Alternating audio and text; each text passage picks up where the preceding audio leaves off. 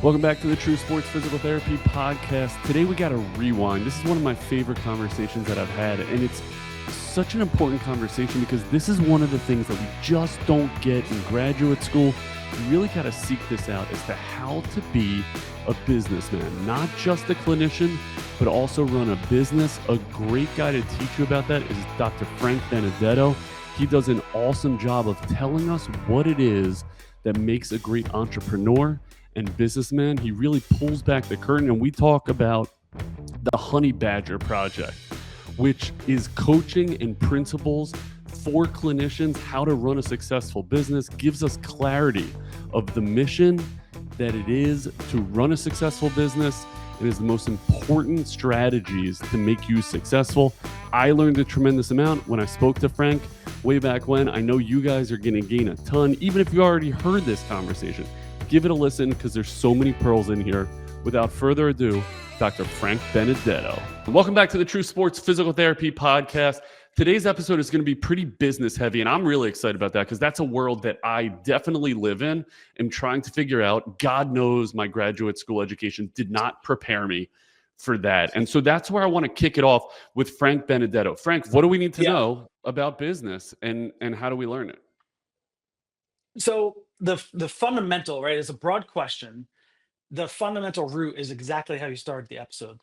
Is that exercise where you got to just like dream up some random clinic and then assign some random expenses to it.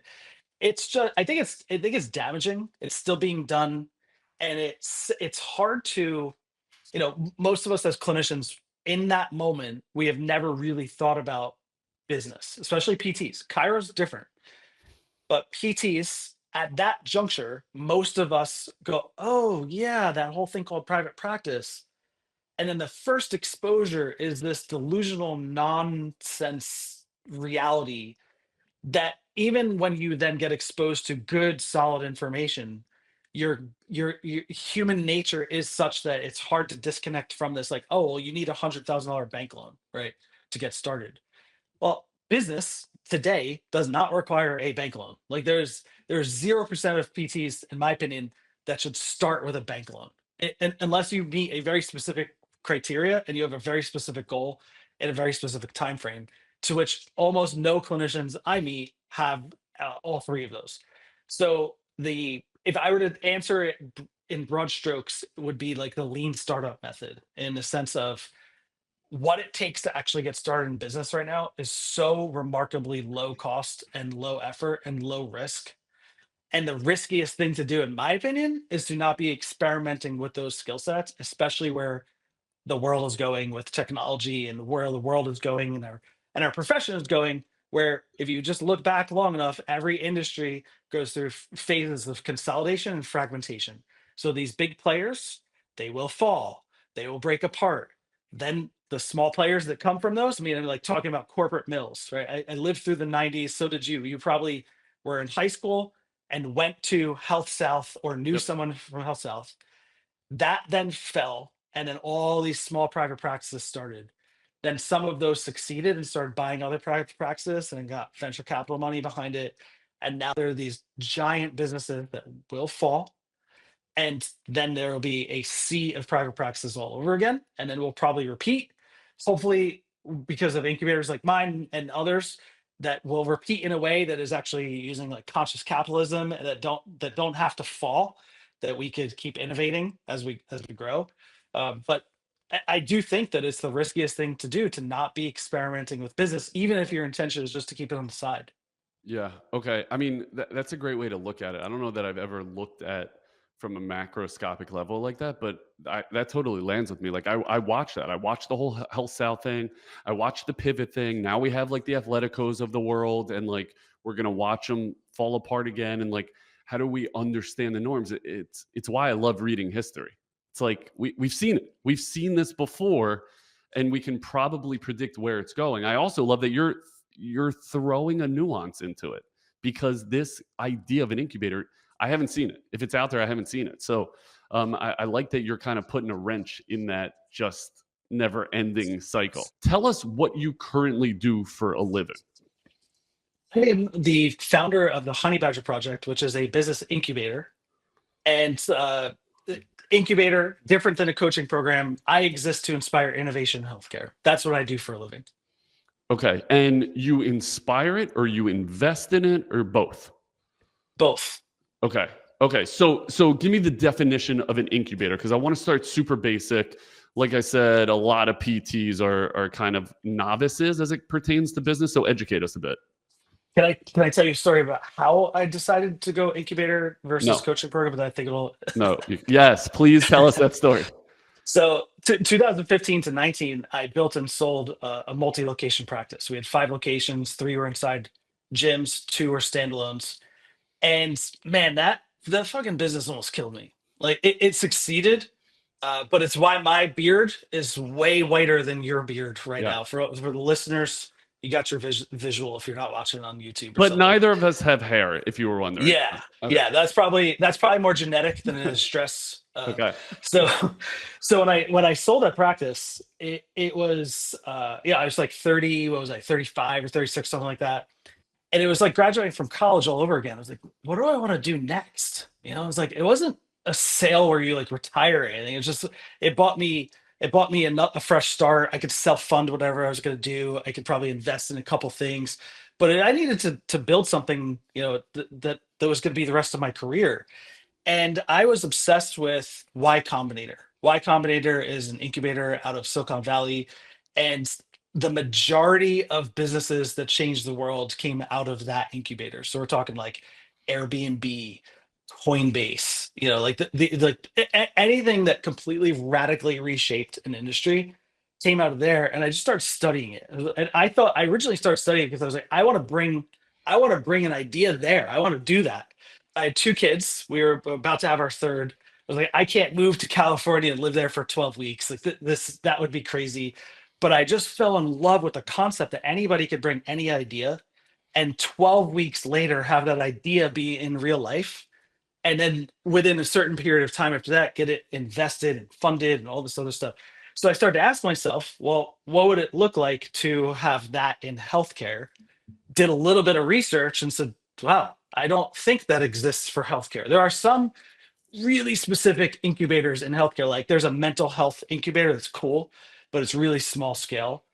And I was like, what? I just started asking myself, what would it take to build an incubator?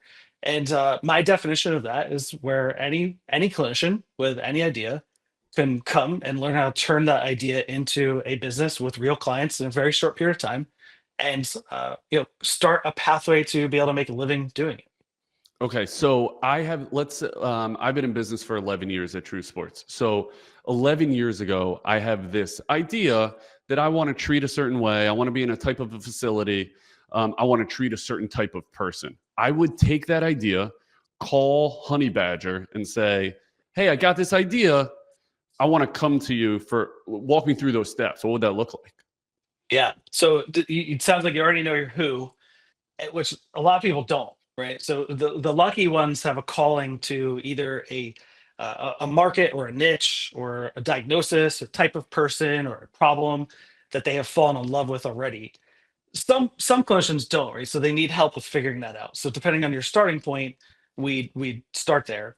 And then the next step, and I believe was really the missing link in my description of the incubator, is how to solve that problem uniquely through use of readily available technology.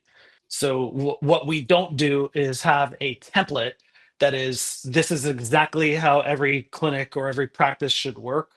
Instead, it's trying to extract the clinical philosophy and then asking like, well, how can we deliver this outcome through use of multiple modes of delivery instead of just sessions, or instead of just sessions and a basic home exercise program app, to really create a member journey or a user journey modeling after some tech company type frameworks to accomplish a couple of different things. One, get those outcomes in a bigger, faster, or more reliable way, depending on which outcomes we're talking about.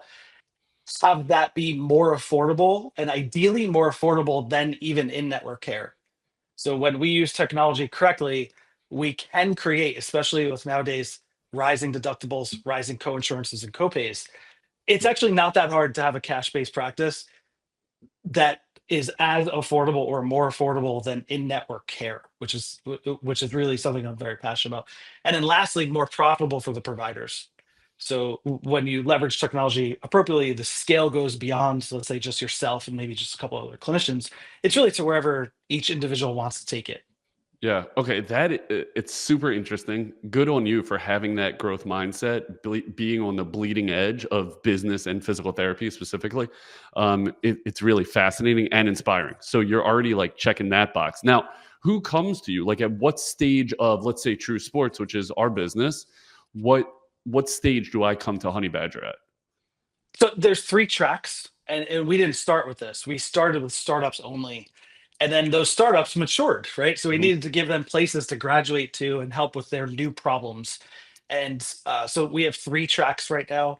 There's one from zero to startup. If you're an employee, if you have an idea, you have no business experience, there's a track for you. If you're a side business, you got established, but you can't quite break out. And they usually can't break out because there's a very obvious time and money math equation Mhm. that's sort of mind boggling that people get themselves into. They sell a model where all they sell is their time, and they only have, let's say, 12 hours a week to sell. Those 12 hours will never make you enough time to quit. And like, where's the mystery here? Yep. So we help those people pivot to a more time leveraged or innovative offer to then be able to leave their jobs. But my personal favorite is really more of the established practice, and that's our third tier program, where successful cash and insurance based practices who are like, I think there's just like another way, another level, and we help them either add revenue streams to keep their core model intact. We don't need to blow it all up, or some of them know like, oh, I'm deep in this downward spiral of insurance Yep. reimbursement and it's time for me to change, and then we create roadmaps to start innovating. Okay. Super cool. So what's the time commitment and who are you looking for to apply to these? Like, how do I get in? The time commitment varies per program and based off of your goal. So if we're like, I'll use a couple of different versions of the avatar. If you're a stressed out insurance owner or a cash PT that has just maxed out all of their time, there's really not a lot of time to innovate. And I learned this the hard way because my first curriculum that I ever wrote was called Creating More Creative Products in Healthcare. And I was so sad after the first 50 people went through because like nobody was really that creative. Yeah. I was like, okay, what happened here? Because it was me, like, and some of it was me. I wasn't good at this stuff yet, and but what I recognized is that people were somewhere on the scale of time poor and energy poor, and sometimes both. Mhm. And if you are time or energy poor, it is very difficult to become creative. So well, that's when we start to realize, okay, we need to build a roadmap to buy people's time and energy back, not for that to be the end goal. I literally have no interest in that. Like my interest is in getting more creative healthcare services in the hands of consumers. The But we can't do that if you're just time and energy poor. Yep. So for some people, we create a roadmap that they have to then simplify their business or add revenue streams to then give themselves the ability to drop certain insurances Yeah. or get out of sessions to then give them the space to innovate. Yep, yep. I mean, that really lands with me. Like if I had a nickel for every patient that I handed off, like that has become my world now. And a number of people within our business is athletes will come to us and say, "Hey, I want to get a session with you." I'm like, "Okay, awesome, but you can't. Here's an outstanding therapist." And it's like that handoff because like you're saying, like the leaders need to carve out this time to be creative, to work on leadership, to do things outside of holding the leg and stretching the hamstring, right? And that's what you're creating. That's what you're kind of getting to. So, as if I'm applying to Honey Badger, how long am I there? What is it costing me? I assume it costs me something. Are you investing right away? Walk me through like your decision process. Yeah, let's start with the investing one because I want to make sure I'm really clear about where that sits in our ecosystem. Yep. In incubator, in the traditional sense, every person is getting investment. We are what's called a front end monetized incubator. You could pay to learn from us. The most innovative businesses and those founders who have a desire for a massive impact, which is 0.0001, right? Yep. So imagine it as a roadmap, and there's exits. Everybody could get off when they feel called to get off. We need an army of clinicians to serve their local town. That is not below someone else's desire to, let's say, build something that's nationally serving nationally. In fact, I would argue that real change in healthcare comes from an army of people serving their local communities.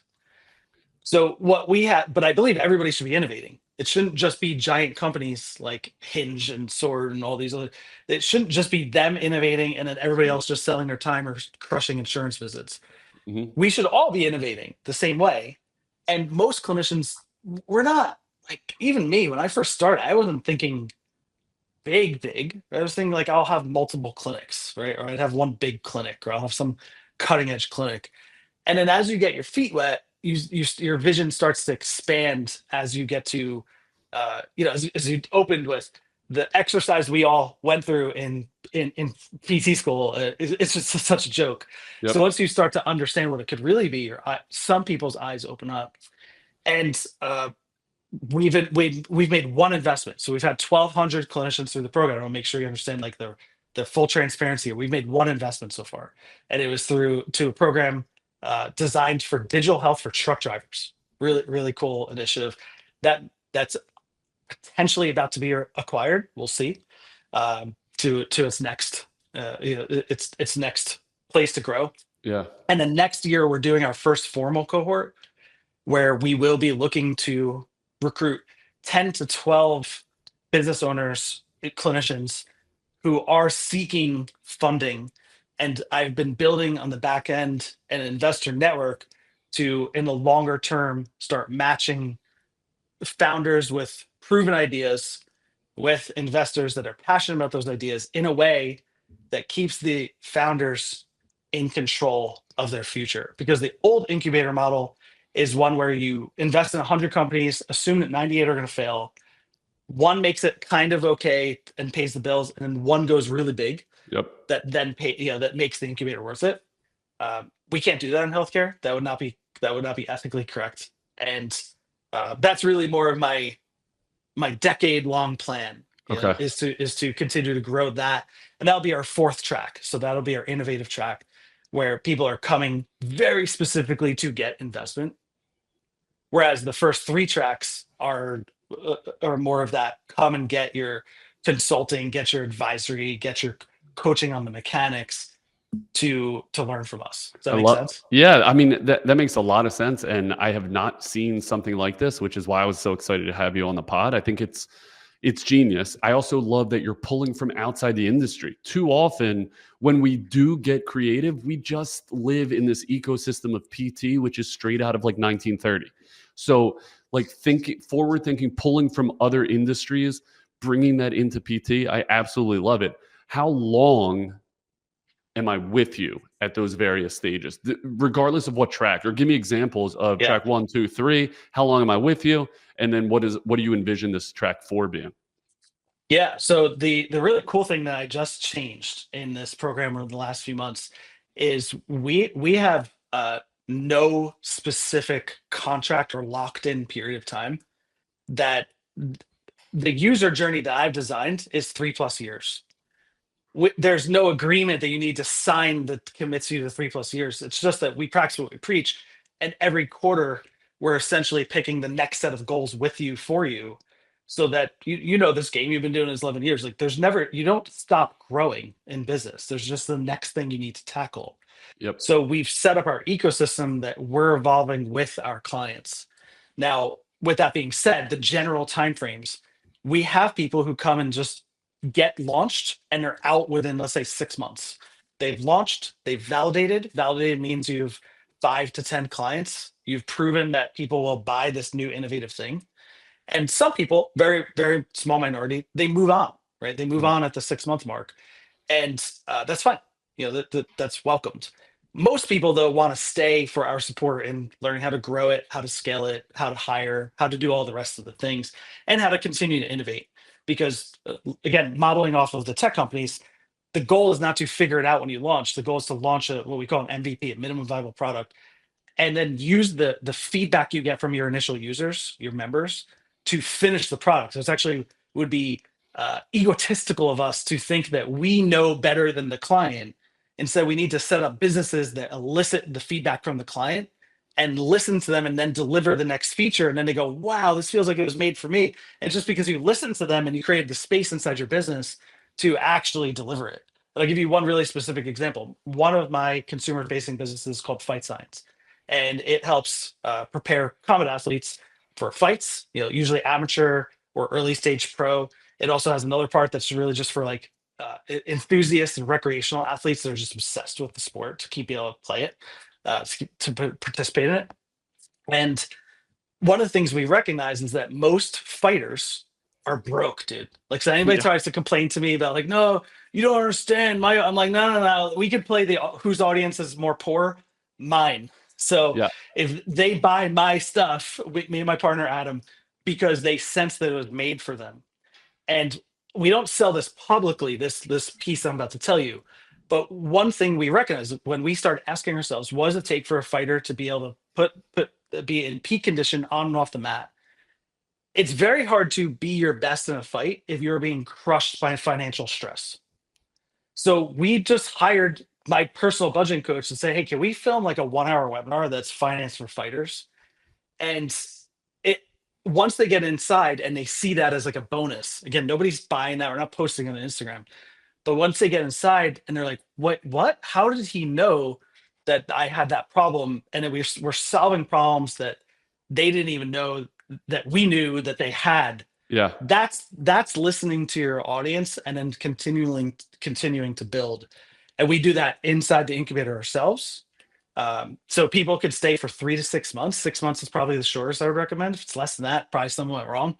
But we actually just celebrated with our longest standing client who's been with us for 5 years, literally since Sick. I started. And I just met him in person at our first ever in-person event. It's pretty sick. Okay, so that's awesome. How much does it cost me to be a member of Honey Badger?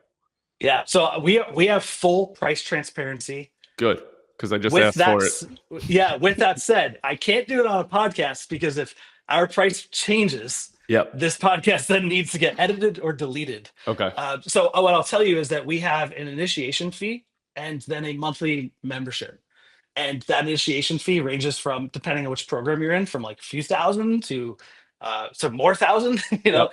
And the monthly membership was really affordable for startups, and because we pour more into each level than it goes up from there. But we've designed it to be practical at every level, and we're constantly iterating based off of what's happening in the marketplace and what people need. But if anybody is ever interested, we have a completely different enrollment process where we transparently share, and then people can leave and decide. There's never any sort of like decision to make on the call in any capacity. Yeah. Okay. So that's super cool, and I really like the way you like handled that. Seemed very honest and forthright. The fact that you're iterating, you're figuring it out. It's variable. It might change. So just apply, and we'll figure out if you're a fit. Can you answer me You this? don't even need to apply. If this sounds interesting, people can buy it. We try not to sell. We try to let people buy. So if this sounds interesting, like just ask my team and then they'll tell you how much it is. Okay, I love it. And what do I get for that? You said you get coaching, you hold my hand. What's the commitment on my end? Yeah, the commitment on your end is a couple fold. The one, if I could tell you, and I'll plug in back a question you said earlier to this too, is like, what do we need from you? What do we look for you? And probably what's related to this is what's going to actually make you successful. We've studied this. We have some pretty incredible back end technology to really track who's winning and who's not. And then we iterate both our features. So if somebody's leaning into a certain, not somebody, if a group of people are leaning into a certain feature set and they're not disproportionately winning to everybody else, we have to delete that feature set, right? Yep. So we've tried things over the years. Oh, I think this is going to be brilliant. And then we release that, and then a whole bunch of people spend time and energy there. And if that doesn't make a meaningful change to the norm, we remove it. Yeah. It doesn't matter if people liked it or not. But the same thing goes for qualities of the other people. because we're in an industry where this shit is, I don't know, it's the fucking Wild West. Like everybody and their mother's a business coach nowadays. And Yep. the so one of the ways that we're different is that we really are transparent about what makes people win and not win, that we've learned over the years. Number one is if you are anchored to an actual mission. Like, if you want 30 clients in 30 days, you can go somewhere else. Like I have no interest. If you think that you're going to come here for passive income, go ahead, go somewhere else. Like what we want is people who have a desire to serve and to number one is mission. Number two is an openness to embrace technology, because we had some people come in and then when they're not really open, they regress back to the perceived safety of selling sessions or insurance money.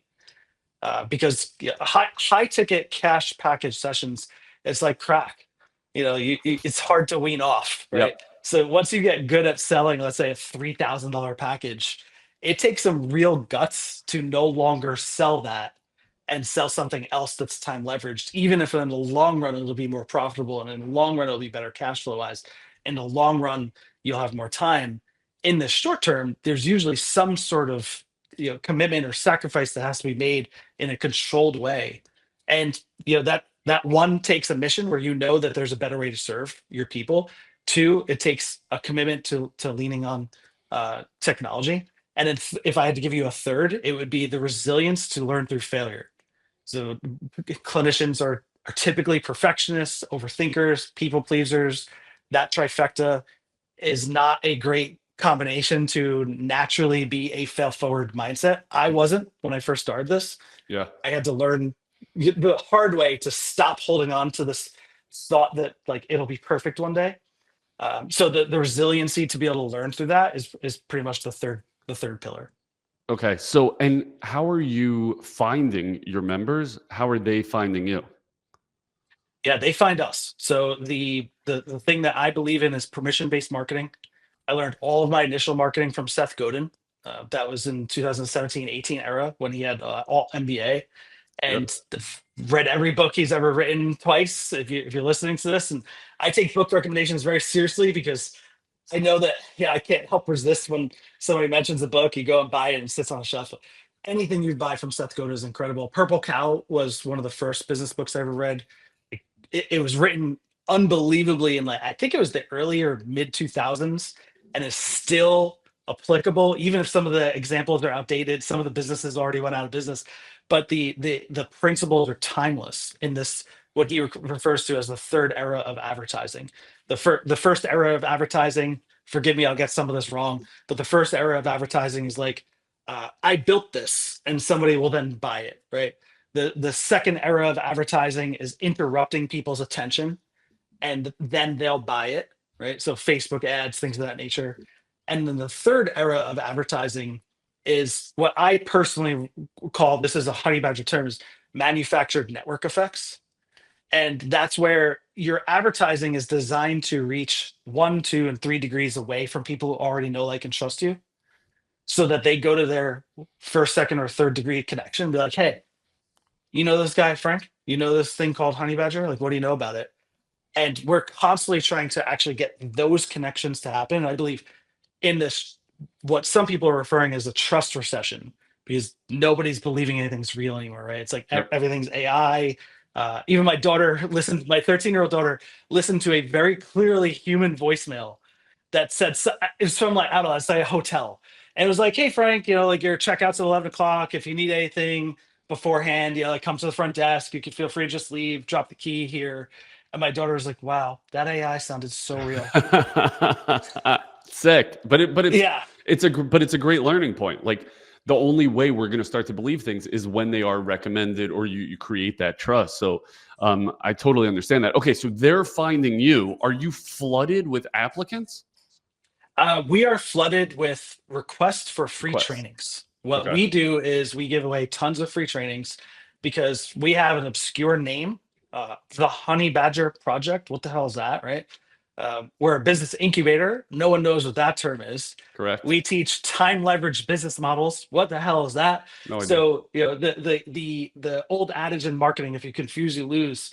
We I would say strategically we're kind of confusing and symbolic, But the reason why is that it stands for something, right? It's like I don't want to even be confused with, I don't want to even be regarded as competition to some of what's out there in the industry. And so what we do is we give away tons of free trainings, and if those free trainings resonate, there's just natural ways to then request or book a call, or learn more from my team. And we do tons of introductory calls where there's no even discussion of what we do, and it's just more about helping understand the model and how it applies to somebody's career, if it's the right time or not the right time. And then if they want to hear more about the program, they book a separate call, and then they learn more about the program, and then they could decide from there. How long did it take you to put this whole thing together? I mean, I've been in business since 2015, so that's when I really started learning this craft. I'm not going to try to pretend and reverse engineer some sort of master plan story that I had this grand vision for this exact thing all along. Yeah. But I do believe that stumbling upon Y Combinator and Seth Godin, and honestly just studying from people outside of healthcare was where I went right. Because my own podcast, one of the branding lines I'm putting behind it is that it's interviewing thought leaders from outside of healthcare, because if healthcare providers had the answer, I don't think we'd be in the situation that we're in right now as a industry. Yeah. And my next podcast guest built was the co-founder of what became a billion-dollar airlines company that disrupted the airlines industry in 2012. It's a really cool episode. And like that's who I want to learn from. That's who I've always been trying to study from. And then assimilate those. I've always looked at my role as to go outside of healthcare and bring back the lessons and make it easy to digest for healthcare providers. That's And awesome. how did I come up with this? I Yeah. just practiced the human-centered design process, where I always left the business model incomplete.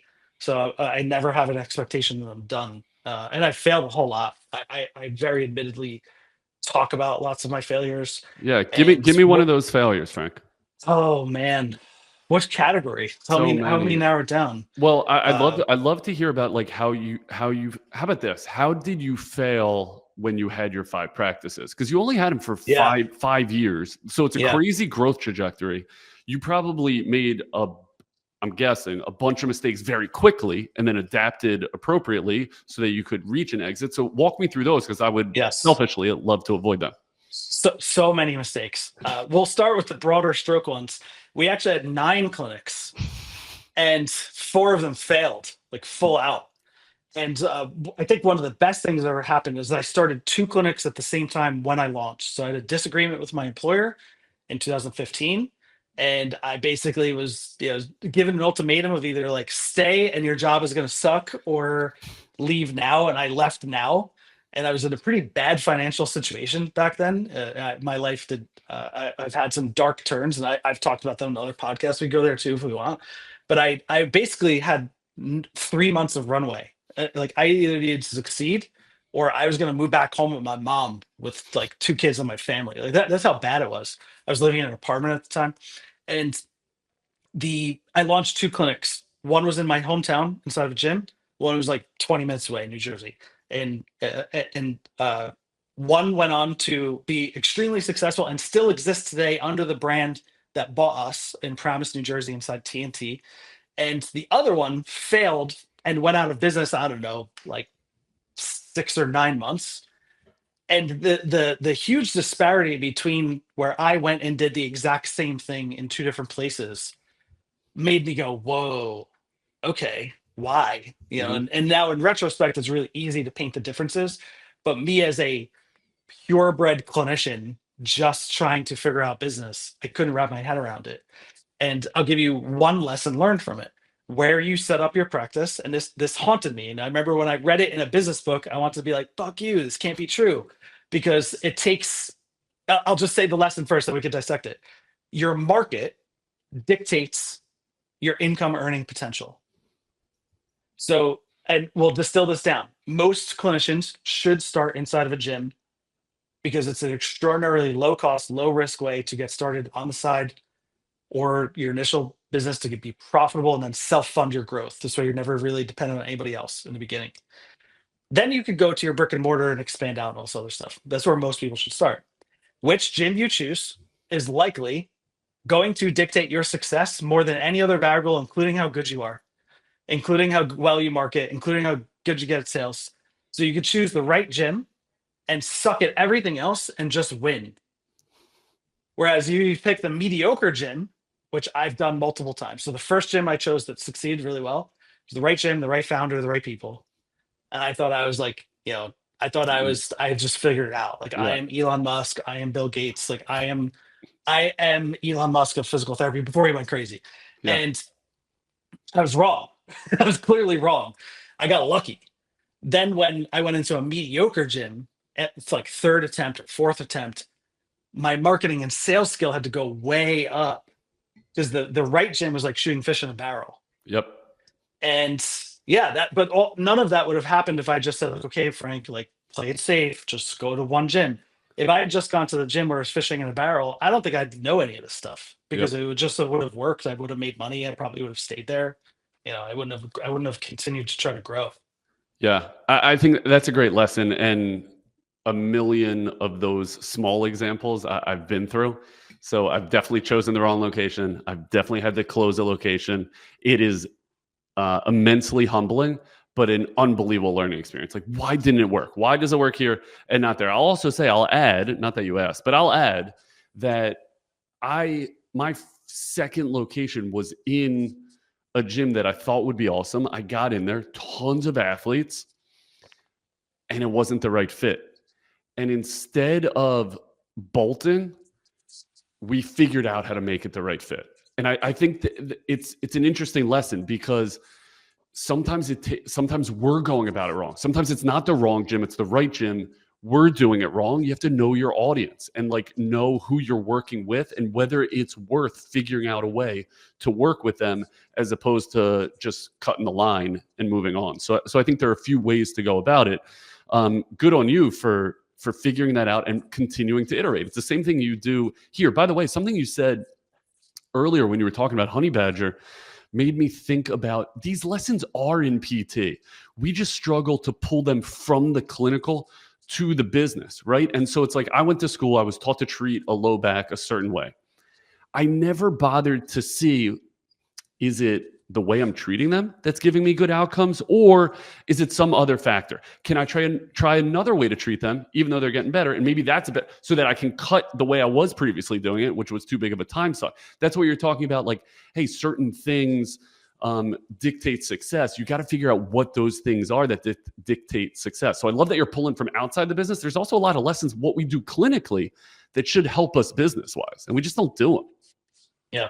And I'm glad you went there because what I am not is the business guy. So at the peak of my credentialing, and I don't have these anymore, so I'll be transparent about it. But at the peak of my credentialing, I was OCS, SCS, right? I had CS, CSCS, PES, TPI1, FMSC. I mean, there wasn't a letter that I didn't have. I saw that. Yeah. So the reason why is when I was committed to clinical excellence, but very quickly realized that my business model dictated the upper threshold of my clinical abilities. And that's why we call it a practice model. I help create practice models, not business models. Practice models are taking your clinical philosophy and making sure that your business model enables you to make the impact and use all the different tools and skill sets that you want to have. That's very different than just like copy and paste, stamp and repeat. This one business model could work and be really profitable if you just copy and paste it. But if you try to like force in your clinical philosophy, it's like that round square peg in a round hole kind of concept. Yeah. And by the way, like another example of where clinical practice mimics business practice is when you said like if you're too married to the way you used to do things, then you can't iterate. It becomes like your baby and you want to protect it. It's the same thing clinically. Like I came out of school and I'm like, I'm a manual therapist. That's what I do. And if I would have stayed there and lived there and stuck with that, even though all the literature is telling me, dude, you can't feel that joint. Like stop pretending you can feel that joint. There are a lot of people that don't care. I'm telling you, that right SI joint is like Such 0.5. yes. It's such BS, but it's a great lesson. It's a great lesson for business, which Yes. clearly you've kind of adopted. Okay, I've heard you say we are so far behind on the business fundamentals in this profession. What do we need to know that we don't, and how do we learn it? I'm gonna go back one question. I promise No, to that was answer such it. a good I feel like question, Frank. it really was. You delivered it so well too, profoundly. But I can't not stay on Okay, this go one ahead. part. So, what year did you graduate? I graduated in '08. Me too. So I had There a you go. feeling in 2015-ish, we had to hold a funeral for our magic hands. Yep. Right? Well, We on the we same should time. have. I think we Yeah. should have. Not everyone did, but you're right. Yes. Like that transition for that class. Like I literally thought I could heal people. At the peak of my delusion on the overestimation of the impact of manual therapy, I thought that I remember using an example of like if I opened the door, I could feel the hinge. That's how good my hands were. Yep. And then there's this existential crisis where you're like, oh my God, like, almost everything I believed is actually not true. But I got that. Why was I getting these outcomes? Like, and it just sends you into this existential spiral. But I'm very grateful for that phase. More people probably need to go through that phase with whatever they've become religious about in their clinical views.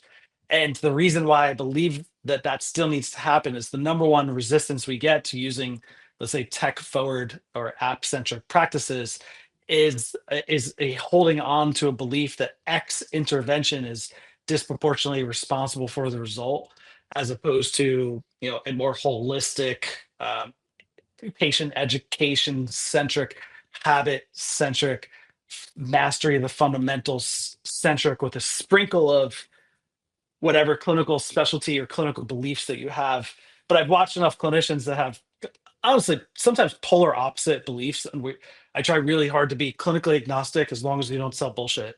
So like, if you're on the spectrum of research supported, there's still wild differences in Yep. that spectrum. It kind of doesn't fucking matter, as long as you have a specific outcome in mind that you're trying to get, and you're consciously trying to develop a clinical practice that you can iterate.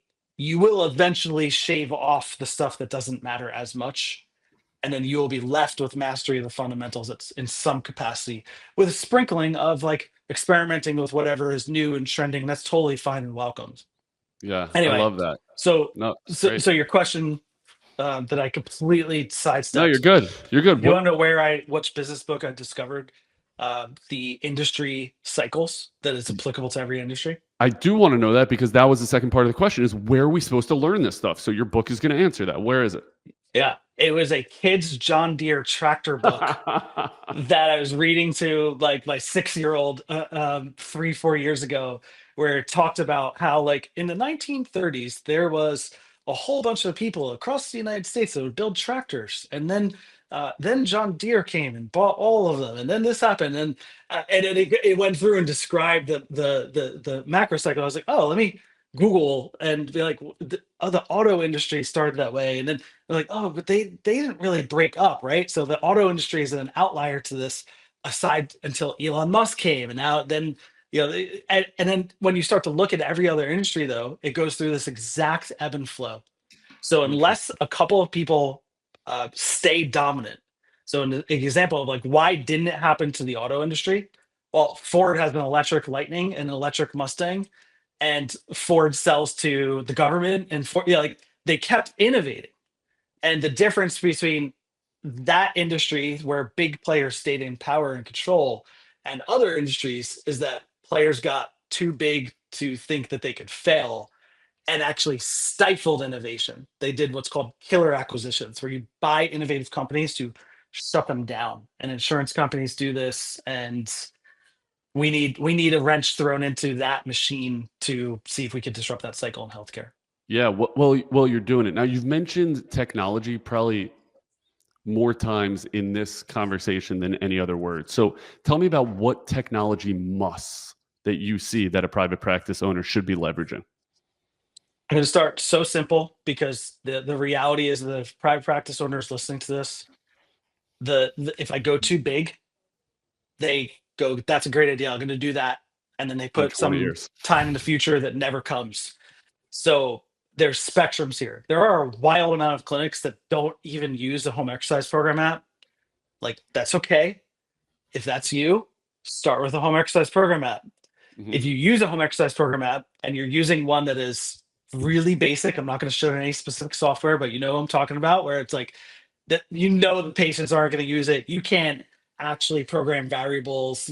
There's no actual ability to periodize. It's just like you pick the same 10 exercises and it gets assigned to them. Like, great, I'm glad you started using that. Upgrade your home exercise program app. If you're using a more dynamic app, what features are you not fully using yet? Have you set up habits? Have you set up community if that's something that your people care about? And use the feature set to the fullest extent.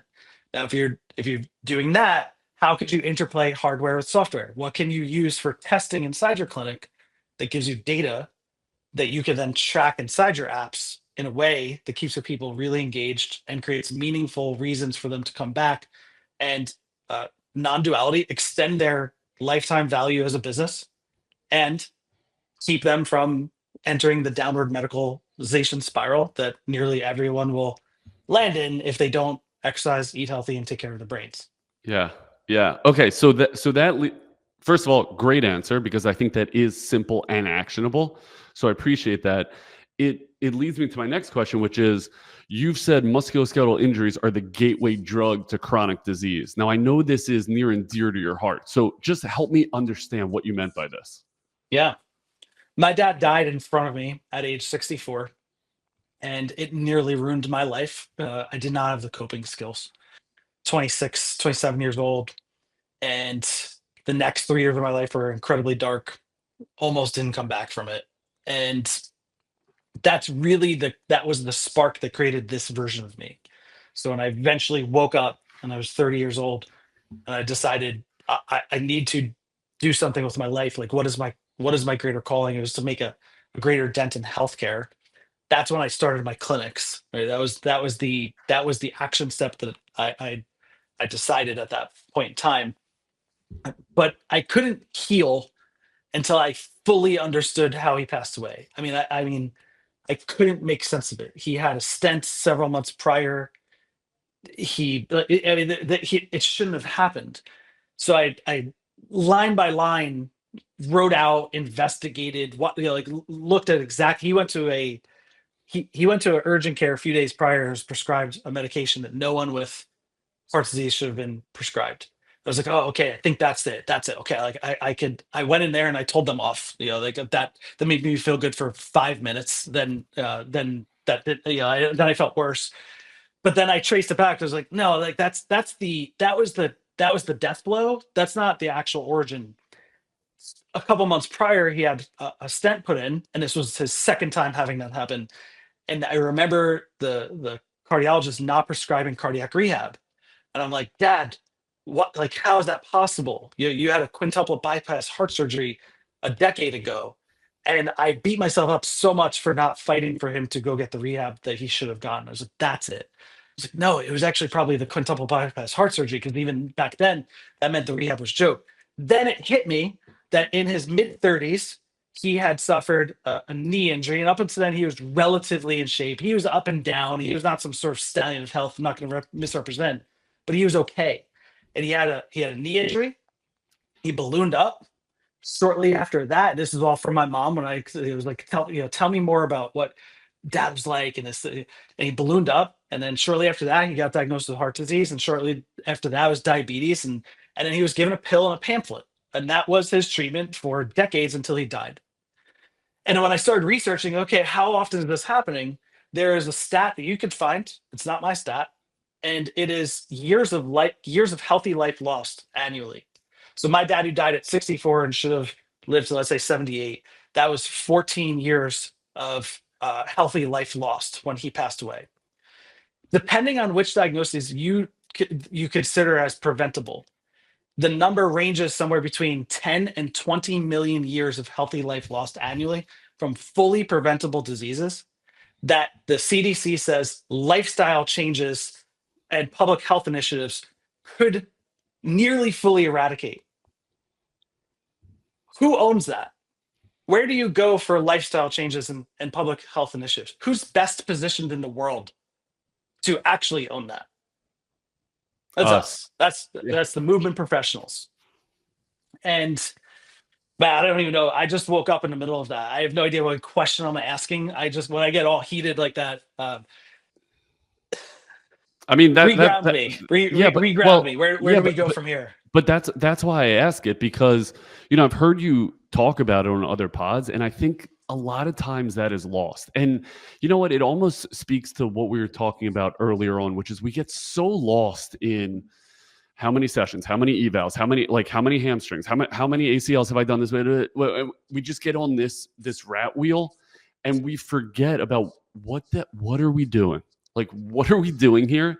And we all went to school to try to make an impact, and it's totally lost on us because of the systems that have been in place. I really fault the insurance model and the insurance companies for doing this to us, because at the end of the day, me, Frank Benedetto, whoever is just trying to provide for our own family, we forget about why did we go to school? We went to school to help guys like your dad.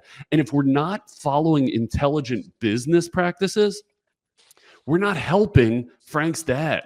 We're not doing what we went to school for. We're not making the change that, what the hell else are we doing here? That's why we went to school. That's why we were born, to make the world better and to make the person in front of you better. And we forget, because that person becomes a number.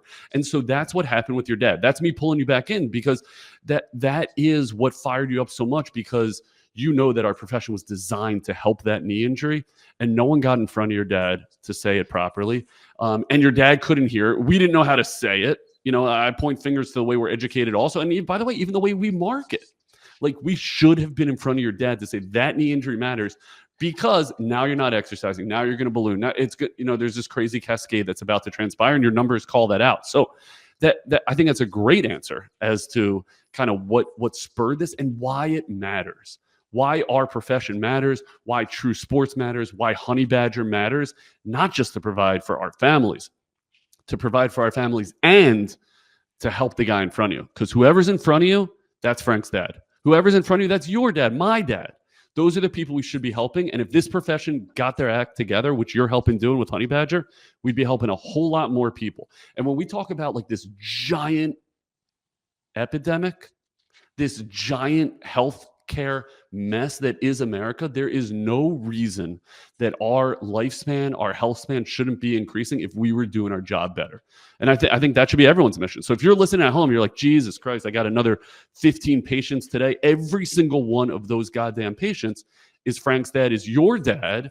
And that's what we're here to help. And by the way, doing smart business is only allowing us to fulfill that mission. And I think that's what we got wrong. That's what the grad schools got wrong. We were taught, we were educated, money is evil, running a good, successful, lean business, that's not why we're here. We're here to help. Well, guess what? If you're not doing the former, you'll never do the latter.